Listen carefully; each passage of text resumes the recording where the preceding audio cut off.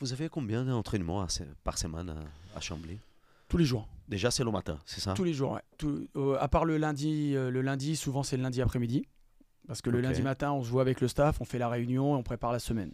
Vous jouez le samedi On joue le samedi soir, soir. 18h. Ou des fois le vendredi à la maison. On fait beaucoup de demandes maintenant pour Le jouer le soir. vendredi soir, ouais, 20h. Ouais, à domicile. C'est quelque chose qui marche plutôt bien. Et on joue le vendredi soir. Pourquoi ça marche bien? Dans quel sens? Avec le public, Bah, les joueurs? Bah, c'est le club. Je l'avais vérifié un petit peu en Vendée. Disons que t'as pas tout à fait le même public. Voilà, t'as les gens les entreprises, les partenaires, les sponsors, qui sont très importants dans les clubs. Souvent finissent eux leur semaine de travail le vendredi soir et ils peuvent aller au match et ils ont leur week-end Une derrière. affluence supérieure le vendredi soir que le Ouais, samedi. ouais. Pour se défouler un peu, quoi. C'est Se habitude défouler, on dit. Après, habitudes du national et de la Ligue 2. Tu perds les assos, les clubs. Le samedi, t'as davantage, des fois, t'as les jeunes. Mais Ouais. le vendredi soir, c'est un peu le vendredi soir, ils ont l'entraînement souvent. Ouais. Mais les partenaires sont demandeurs. Ça, c'est quelque chose d'important pour toi? Les horaires, les jours des matchs, ça peut changer un match pour toi, ça? Bah, ça Quand change tu ta dis, plan- les- Oui, quand oui, tu ça dis que change ta Chambly fait planification. des demandes cette année, souvent pour le vendredi soir, c'est toi qui demandes ça? Non. Non. Par contre, le club vient me sonder. Ok. Coach, ça te dérange pas, voilà. Et Il on va faire une demande pour jouer le vendredi soir contre tel club, ou un club, notre adversaire nous demande deux, parce que ça change ta planification d'entraînement et de charge et de préparation, Tu forcément. partages ça avec les joueurs ou tu prends la décision tout seul? Non, avec mon staff. Parce que je pense que les mecs, ils sont contents de jouer le vendredi soir, non? Il y Avec a mon tout le staff, week-end. souvent on échange. T'arrives souvent à avoir une idée quand même de ton vestiaire. Ouais. Voilà. Donc si tu sais qu'ils aiment bien le vendredi soir, tu vas faire en sorte aussi. Si tu sens que les gars sont plutôt réticents. Mais dans l'ensemble, non, on n'a pas de. J'ai pas eu de vestiaire qui ressentait mal. Je veux dire, le joueur, vendredi soir, samedi. La surface du jeu chez vous, c'est du gazon. Oui, on a un super terrain. Super terrain. Ah ouais, on a un super terrain. 3 quarts hybride avec des gens 3 formidables. quarts hybride. Ouais. On a un terrain qui est de très haut niveau. Je te donne un exemple. Hybride. En fait, Il y a longtemps que vous avez ces terrains? depuis qu'ils ont leur stade, c'est un terrain qui peut être chauffé. Chambly a refait le stade. Ils ont un stade qui est tout neuf, Ils l'ont fait juste à côté de l'ancien, en fait. Sur le même site. qui est un super stade. Parce Qui a été que construit quand il fait 5000 personnes. Ils l'ont inauguré il y a. J'étais à Versailles, donc il y a 3 ou 4 ans. Ouais, crois, c'était 4 ans, l'année avant que j'arrive. Juste avant. 3 ans, je crois. 6000 personnes. 5000 personnes. Trois côtés très proches à l'anglaise. Cool. Métallique. Donc quand les gens, on doit faire 1500 personnes, quand les gens tapent du pied, en plus ils ont une vraie résonne. communauté, ça résonne énormément, ça met une ambiance incroyable. Non, franchement, c'est très plaisant de coacher et de jouer sur ce terrain. La tribune, elle a fait 2 côtés ou un seul côté? Il y en a 2 derrière les 2 buts et une sur le C'est côté latéral. Ouais. Ok. Mais il faut que tu viennes, Beto. On va oui, avec t'inviter. plaisir. Ah oui, tu vas voir, c'est très sympa. Ouais. C'est très sympa. C'est dans le programme. Et pour te dire l'anecdote, l'année dernière, on joue en championnat, il neige, il y a 10 cm de neige. On joue en championnat, que je te dise pas de bêtises, bon, peu importe si c'est le samedi ou le vendredi. Et le lendemain, il y a Racing Lille en Coupe de France. Nous, c'est un match en retard de championnat. Et le lendemain, il y a 10 cm de neige tout autour. Hein. Tout est tout blanc. Et le président de Lille, Olivier Létang, avec qui j'ai joué à Reims, m'appelle et me dit « Mais c'est pas possible, vous jouez et nous, on va avoir un terrain... Et le Racing va jouer chez vous. Et le Racing jouait, qui nous avait éliminés en coupe, Le lendemain. jouait le Non, lendemain. parce que c'était à cause des Jeux Olympiques, non? Et on parle au terrain, c'est ça? Ouais, L'année voilà, exactement. Ouais. Mm. Et le terrain a supporté les 2 matchs en plein hiver. Mais et d'ailleurs, le président de Lille nous avait félicité pour la qualité du terrain, quoi. Non, c'est un très bon terrain. C'est un très bon terrain où tu prends beaucoup de plaisir à jouer dessus. Je voulais te poser une question. Voilà, les entraînements, Donc, oui. Euh, donc, cette année, les entraînements, c'est le matin. Oui. Sont le matin. Ouais. Donc, ça implique à donner à les joueurs des bons salaires. On est d'accord? Parce que, par exemple, on prenne l'exemple du Racing, les mecs s'entraînent le soir parce que grand part, voire la totalité, j'imagine, presque, Au-delà des travaillent salaires, pas. ça implique d'avoir des garçons qui ne travaillent pas le matin. Ou qui ne travaillent pas le matin. Voilà. Ah. Après, le reste. Toi, j'imagine que toi, ça, tout c'est bien. Il y a des joueurs qui travaillent chez vous et qui jouent. Et Non. s'entraînent le matin et Non. travaillent l'après-midi ou le soir, non? Non. Donc Non. tout le monde là, c'est presque une structure pro, quoi. Oui, complètement, ouais. Ouais, complètement, ouais. Et donc les salaires sont bons, j'imagine. Non, parce que tu es au niveau amateur. Alors après, c'est toujours difficile de dire si les salaires sont bons ou pas. Parce qu'il faudrait réussir à avoir une base de comparaison. Tu peux me donner en moyenne? Oui, bah, pour te dire, à Chambly, on est dans une fourchette. Déjà, on a baissé fortement la masse salariale, on a baissé nos contrats fédéraux. Et on est les garçons qui ont un CV, qui ont le niveau de National 2, sont entre 2 et 3 bruts. Tu vois? Brut. Oui, brut. Donc avec toutes les charges. Donc après, il faut se loger, hein, parce qu'il n'y a pas de. C'est difficile de se loger Le sur club Chambly, est- dans l'Oise. Non, il n'y a pas d'aide à ce niveau-là. C'est fini là, les Ouais, appartements, ouais. En tout cas, voitures nous, de à fonction, Chambly, les non, choses, c'est c'est fini. difficile. Ouais. Ça, c'était pendant ton époque, non? Non, après, il y en a qui le font encore aujourd'hui, mais Ouais. c'est de plus En en plus N2? délicat. Ouais, il y a des clubs de N2 qui le font. Chambly, elle n'est pas structurée pour... Non, Pour ça. non. C'est Là-dessus, une question de moyens, surtout. Après, il Ouais. faut avoir les moyens, tout simplement. Et donc, tu peux pas faire ta retraite là-dessus, hein. Donc, faut... Ça, c'est évident. Ça, c'est évident. Et on leur demande, par contre, ce que tu disais, c'est vrai, surtout que le projet de Chambly est vraiment basé là-dessus maintenant sur... on veut faire de la performance. On se dit que si on travaille bien, à un moment donné, on réussira à remonter. Donc, c'est des garçons qui sont, pour te dire, voilà, on parlait de caméra, les séances sont filmées. Elles sont revues par le staff. Les séances. Ouais. Et les GPS, ils ont des objectifs athlétiques à obtenir avec les GPS. Ils doivent répondre, tu sais, au RPE tous les jours. Est-ce qu'ils ont bien dormi? Est-ce qu'ils sont stressés? Est-ce qu'ils ont bien mangé? Comment ils évaluent la charge d'entraînement? Toi, un staff qui s'occupe de tout ça. Ouais. Donc, ils sont quasiment pros, hein. Ouais. Les athlètes, ils mangent sur place ou ils mangent chez eux? On arrive à manger une fois par semaine ensemble. Ok. Voilà. Vous savez ça, Chambly? Je connaissais pas le fonctionnement en détail à Chambly, mais c'est l'évolution du championnat national 2 qui veut ça aussi. Il y a de plus en plus d'exigences à tous les niveaux. Quand on veut être performant par rapport à des adversaires qui fonctionnent de cette manière-là, on est aussi obligé de faire lever le faut s'aligner, niveau hein. d'exigence dans son propre club. Donc voilà, c'est des choses qui sont importantes pour que le staff il puisse avoir des garçons à pic optimal ou presque de la performance. Donc ça passe aussi par là, il faut professionnaliser tout ça. Il y a les demandes déjà de la Fédé en termes de licence club déjà sur la structuration des clubs de ce niveau-là, qui sont déjà des choses importantes. Et puis après, il y a la volonté du club, du staff et de la direction sportive de mettre des choses en place pour aller vers l'objectif principal qui est la performance des garçons. Il y a beaucoup de clubs, Mika, à niveau N2, parce que c'est au milieu du national, hein, entre National 1 et N3, qui ont une structure comme ça, bien solide, on va dire comme ça. Aujourd'hui, c'est la norme, presque, C'est à ce la norme. niveau-là. Il y a plus de clubs. Parce que malgré le fait que c'est pas là qu'il manque de l'argent, Non, mais aujourd'hui, les clubs, ils sont au bon niveau. en National 2, il y a plus de clubs qui fonctionnent avec des entraînements en journée et avec des garçons qui ne font que ça, que l'inverse. C'est l'inverse qui est maintenant quasiment une anomalie dans ce championnat-là. Mais je ne suis pas Une sûr que anomalie? ce soit juste quelque chose de maintenant. Stéphane a évolué il y a quelques années en CFA. C'était plus le cas. Mais même déjà, il y a 10 ans, il y avait beaucoup de clubs de CFA qui avaient des garçons qui ne faisaient que ça.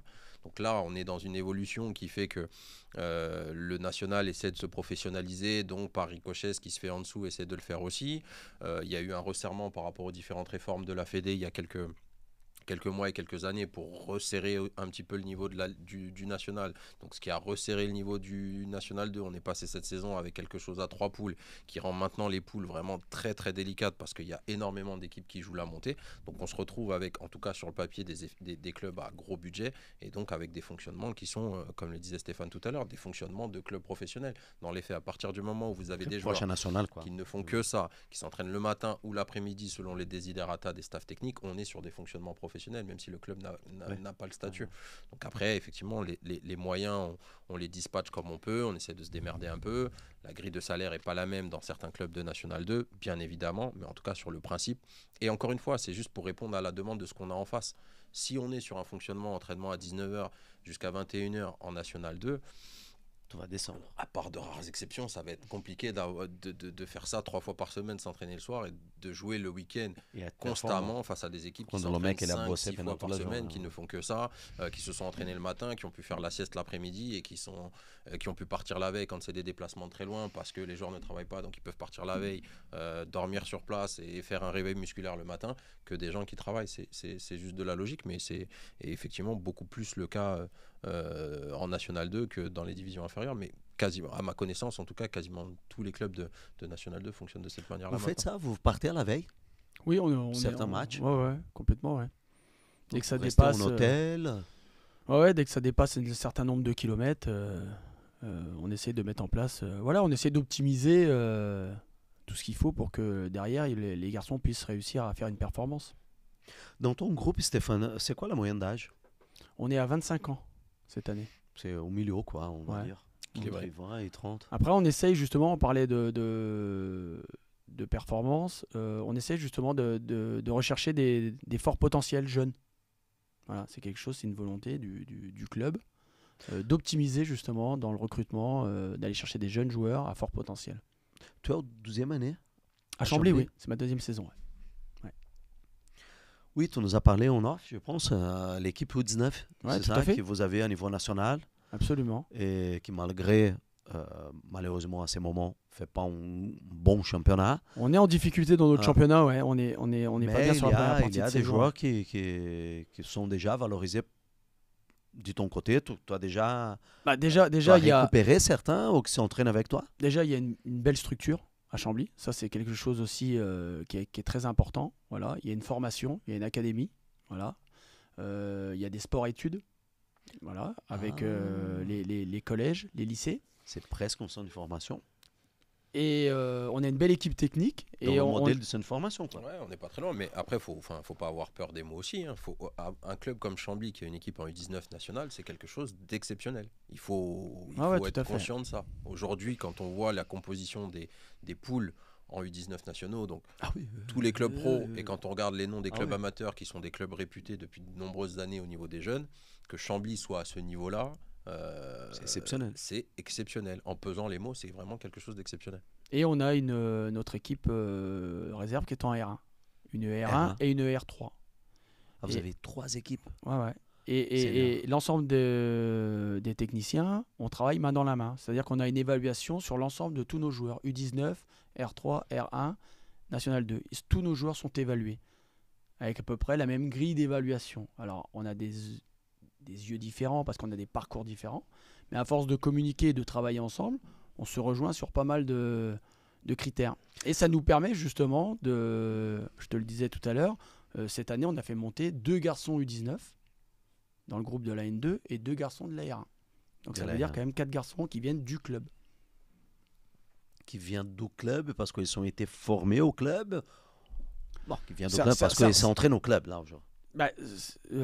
Qui était l'année dernière au club. Okay. Voilà, 2 qui étaient en U19. Après, il y en a un le gardien qui était le capitaine qui venait de Paris Saint-Germain. Okay. En U19 Nations, on est obligé aussi de recruter. On ne peut pas se maintenir en U19 Nations qu'avec les bases de Chambly.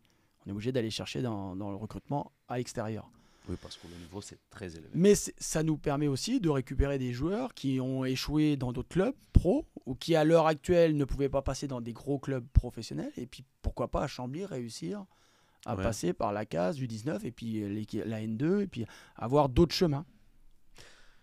Tu penses qu'il y a un gap, une différence trop élevée entre la R1 et la N2? Sportivement. parles sportivement? Oui.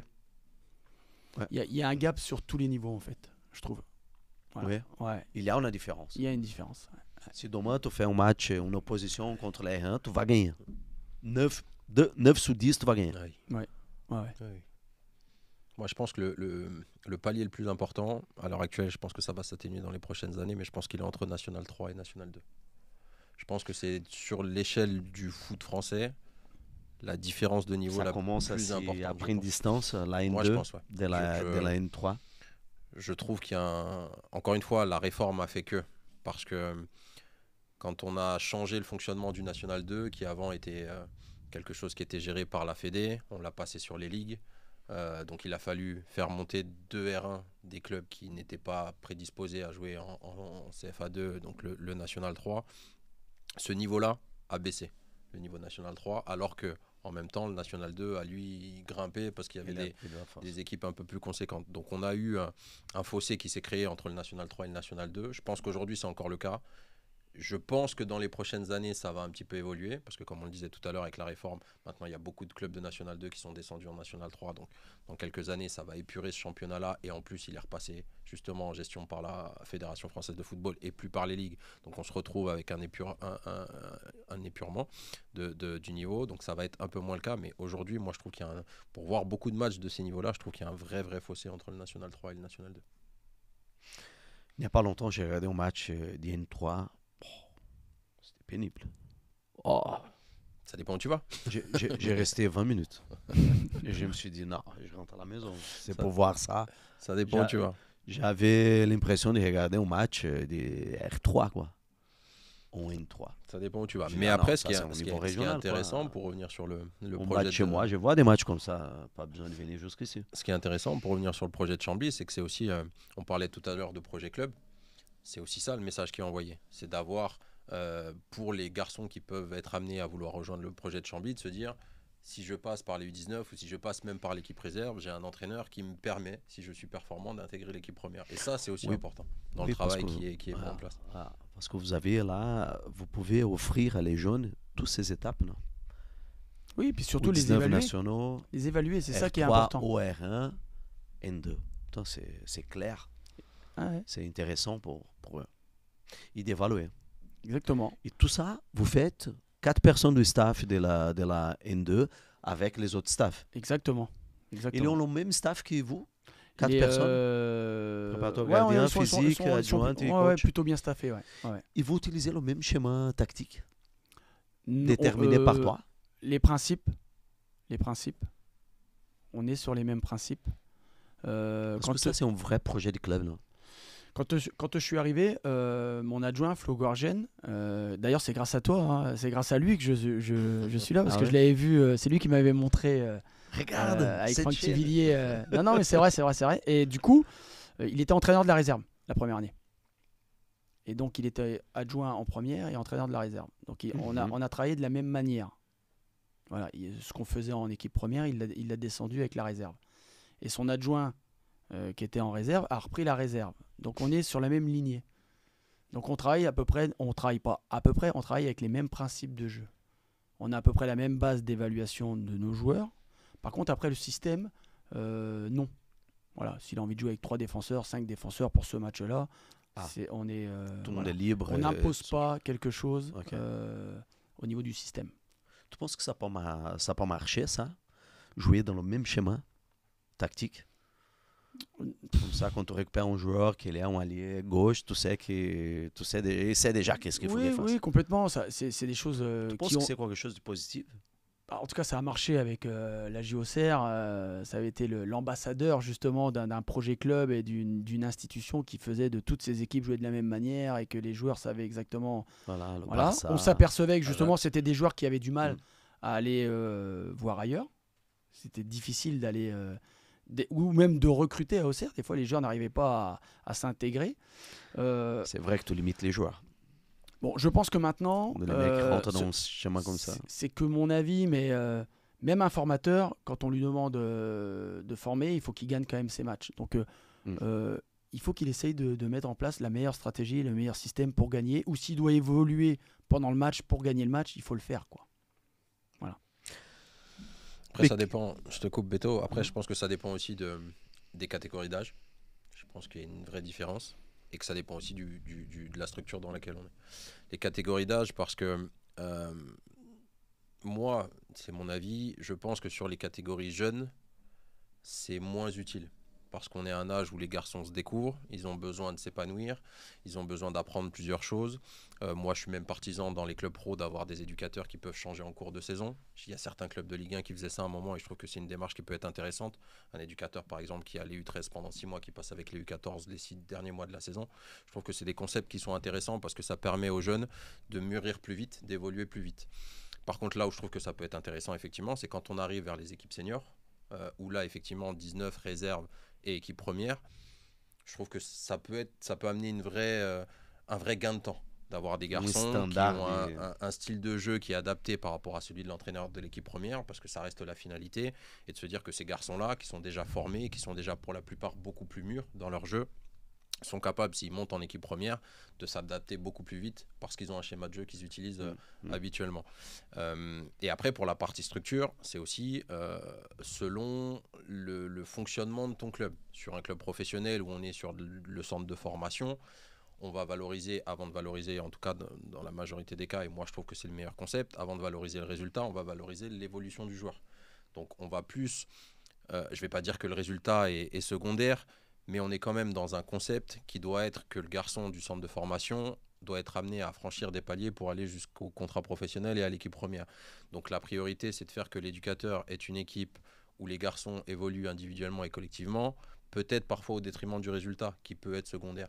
Et là, effectivement, il faut y avoir des principes qui permettent, dans le projet club, qui est mis en place, on le disait tout à l'heure, que ce soit par l'entraîneur, le manager, le directeur sportif, peu importe, en tout cas la personne qui est responsable du projet de jeu mis en place au sein du club, de faire évoluer les garçons vers un projet commun et d'arriver plus vite au niveau de l'équipe première. Donc je pense qu'il y a pas une bonne manière de faire, mais je pense qu'il y a des équilibres à trouver selon les âges et les ambitions et aussi le moment vers lequel on veut amener le joueur vers l'équipe première. Après, c'est ma vision des choses, ça ne veut pas dire que c'est la meilleure, mais je trouve que c'est une manière équilibrée aussi de permettre à tout le monde un petit peu de s'y retrouver. Tu es d'accord, ça? Oui, il faut réussir à... La réussite d'un projet, c'est justement l'alignement. Il faut bien comprendre ce qu'on demande, ce qu'on veut faire, et ensuite s'y tenir, quoi. Mettre en place des actions et s'y tenir. Il n'y a pas une seule formule qui est bonne. Il faut s'adapter à un environnement, à un territoire. On parlait de la Vendée tout à l'heure. Et de réussir à mettre ce projet et de mettre en place les actions qui vont dans le sens du projet.